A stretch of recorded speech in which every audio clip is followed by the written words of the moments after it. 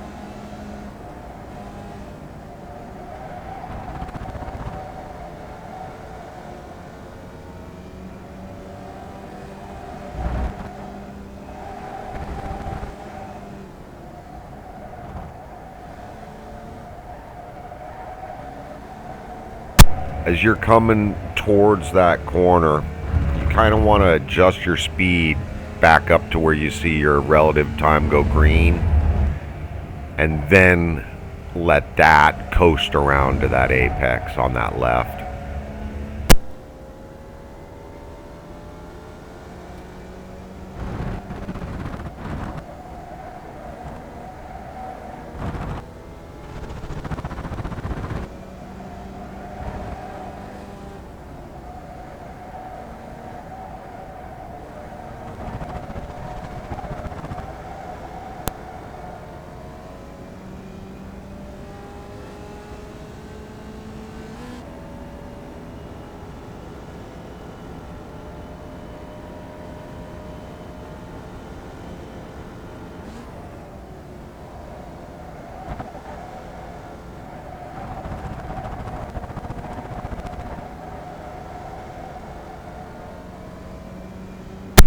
There's a blue cone as you come out of the pit lane. I like to wait until that blue cone goes by me before I really start accelerating hard enough to push me out from the apex or the curb line, whatever.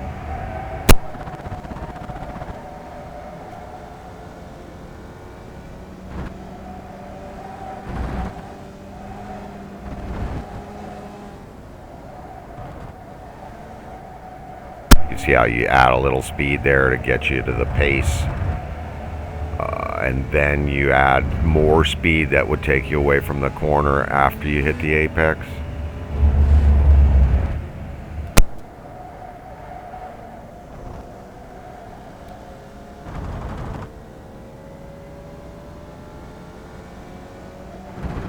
There's some tire marks right there I like to use. You can do that turn with just a lift, but I think it's a little quicker with brakes. This could almost be a straight line out to that Rosedale sign, and then you could push in hard like this at the apex. That seems to be pretty optimal there. Okay, so watch as we're coming around here. On your left, you're going to see this blue cone. That would be the exit for the pit lane, and you're kind of going to want to have your wheels loud but coming into the apex until here, and then you can come out from the curb with more acceleration.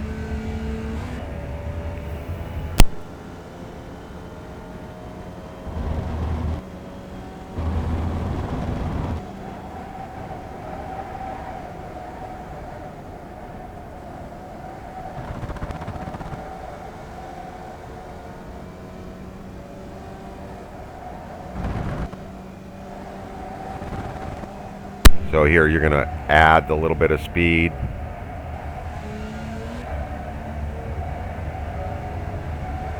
So I had slowed a little extra at the top and was able to kind of make it where I got on it a lot earlier there because I was too slow.